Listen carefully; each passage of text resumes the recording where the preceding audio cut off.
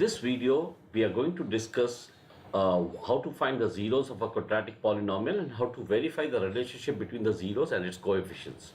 Now, for a quadratic polynomial, we know because the degree is 2, there can be only two zeros. And so what we do is we consider the zeros to be alpha and beta. So in the case of quadratic polynomials, if alpha and beta are zeros, then alpha plus beta should be, let me first write down the standard equation. It is ax square plus bx plus c equal to 0, or say we'll just put it up as this, px equal to, and so alpha plus beta is minus b by a and alpha beta is c by a. Whereas in the case of cubic polynomials, you have px which is equal to ax cube plus bx square plus cx and plus d. Now because it's a cubic polynomial, we need to have three zeros, and so let those zeros be alpha, beta and gamma. So the sum of the roots, that is alpha plus beta plus gamma, it is minus b by a.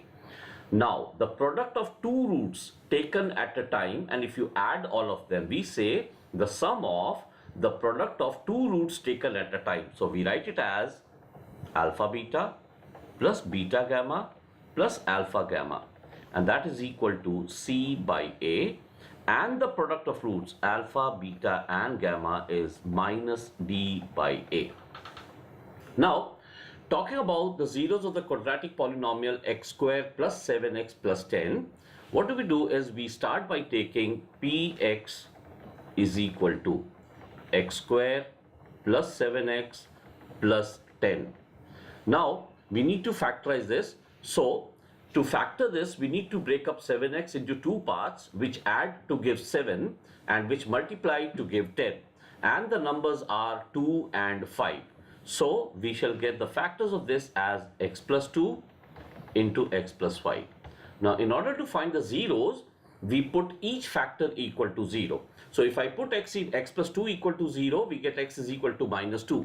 And so we shall write alpha is equal to minus 2, and in a similar way beta is equal to minus 5. Now to verify the relationship, first we add alpha and beta. So minus 2 plus minus 5 gives it minus 7.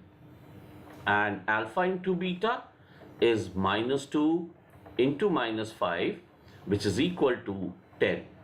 Now we also find out minus b by a. Now we know a is the coefficient of x square, b is the coefficient of x. So we get minus 7 over 1, that is equal to minus 7, and c by a is 10 over 1, that is equal to 10. And so we can see that alpha plus beta, which is minus 7, is also equal to minus b by a, and alpha beta is c by a, and then we write hence verify. Now talking about the next couple of questions. Now remember one thing, there can always be a question where the person may try to confuse you. Now there are two types of questions. One in which the sum and the product of the zeros are given, and the second type where the zeros are given. So we need to be a bit more careful when we are doing such questions. Now in the first one, it's given that the sum and the product of zeros are already given. So what do? We will first add them. So we will take alpha plus beta, which is given as negative 3, and alpha beta as 2. Now both of them have the same denominators. Now if in case they do not have the same denominator, we need to make the denominators equal by multiplying up and down by the same number. Now over here we also know that alpha plus beta is minus b by a and alpha beta is c by a. So if we compare them, we get a is equal to 1, b is equal to 3 and c is equal to 2.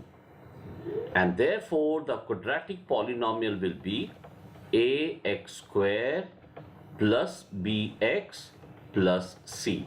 And so your final answer will be x squared plus 3x plus 2. That is the quadratic polynomial. Now, whereas in the second case, the next question, They are the zeros given. So we shall start by naming them as alpha, which is -3, and beta, which is 2. So now we will first find out alpha plus beta. So -3 plus 2 gives you -1, and alpha beta, which is -3 into 2, that's -6. Now we shall compare it with minus b by a and c by a. So we analyze that a is 1 in both the cases because the denominators are 1, b is equal to 1, and c is equal to -6. So the polynomial will be bx, which is equal to ax square plus bx plus c, and that is x square plus x minus 6.